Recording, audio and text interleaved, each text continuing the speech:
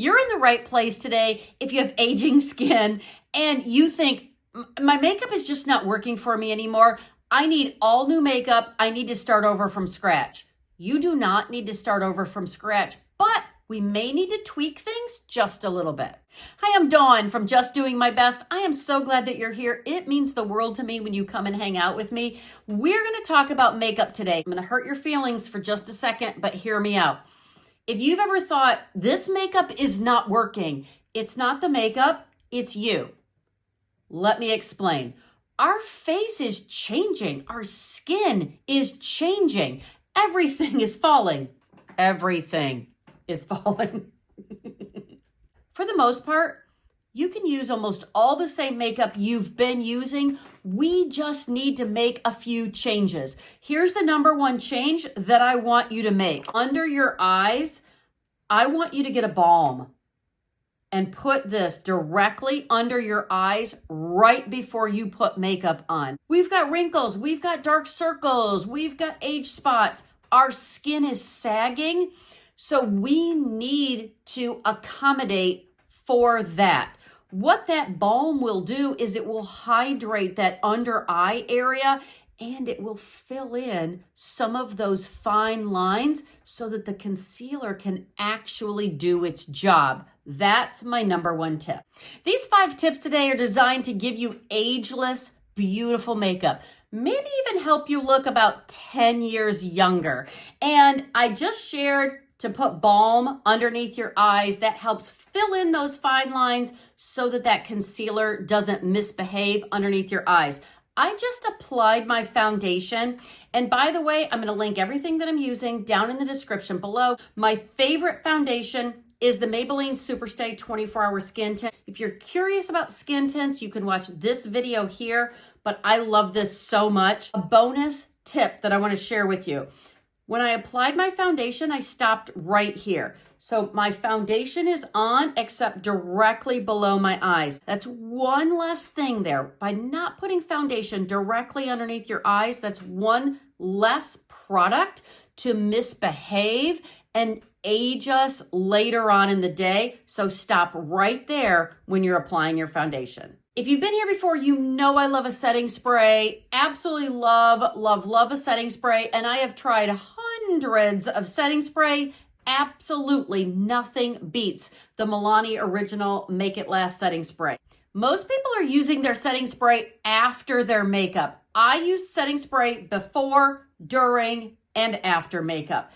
During the makeup process, this is a game changer. So I have all of my cream products on. I've got my foundation on, I put the color corrector, I put the concealer on. Now, what I want to do is I want to set this in place. So I'm going to spray concealer on my face and then I'm going to use a damp makeup sponge and just tap it into place. This does several things. First, obviously, the setting spray sets those cream products in place.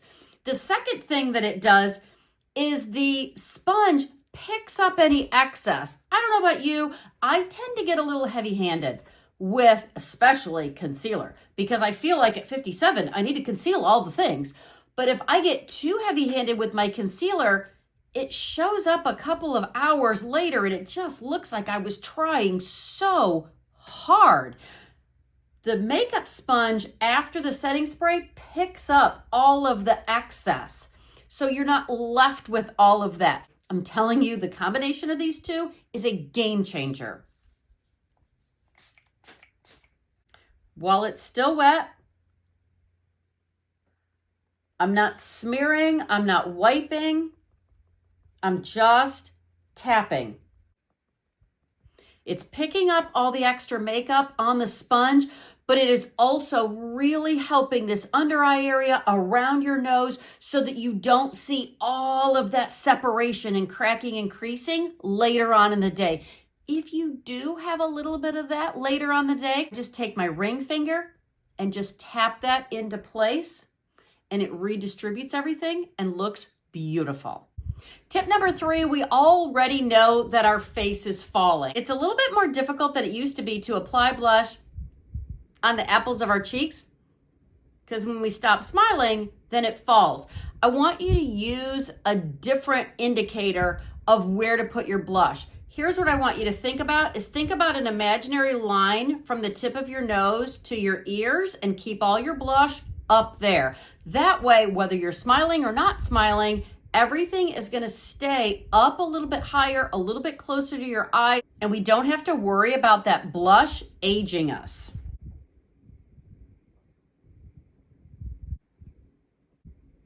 Tip number 4 is a really simple tip to keep our eye makeup lifted.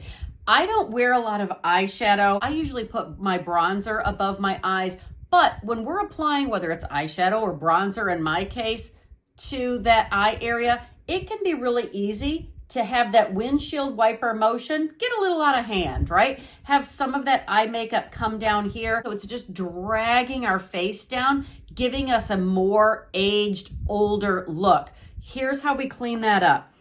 Take your concealer brush, put a little concealer on it or not, whatever you want to do. And what I do, now I've applied an eyeliner, so I'm going to take my concealer brush and go right below that eyeliner and just drag up, just like this. So I'm going below my eyeliner and just dragging that up, kind of using this as a giant eraser just to eliminate some of that may have gone down a little too far and giving my eyes a more lifted look. Tip number 5 is about lining our lips. And we all know not to line all the way around our mouth. Oh, I remember, especially like when I was younger going to church and you see all the older ladies that they lined their whole mouth and then that lip liner just settles in the fine lines and it comes out to here. Oh, gosh, God bless them. We are going to avoid that. I have 2 tips for you. One is we're going to start the lining inside. So you're practically putting your pencil down just inside, and that's where you're going to start the line. The second tip, we're used to doing this.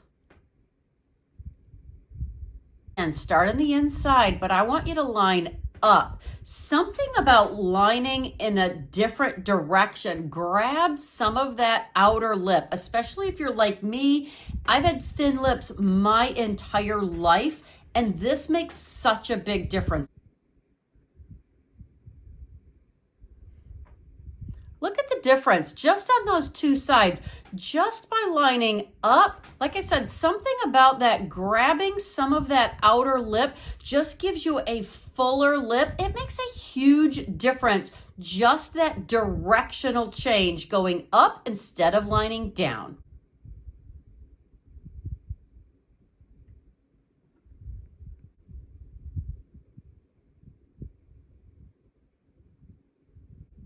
And I always apply my liner before my final spritz of setting spray at the end.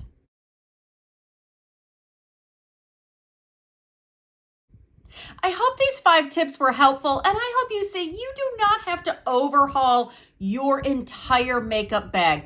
This is more about just doing tiny little adjustments, tiny little tweaks to what we're already using to help us look and feel our very best, even over 40, over 50, over 60. If this was helpful, it would mean the world to me if you liked and subscribed. Come over and find me on Facebook or Instagram at Just Doing My Best. And if you want to see an entire makeup routine, some of my very favorite products, watch this video next. I can't wait to see you in the next video. Go out today and be blessed and do your best.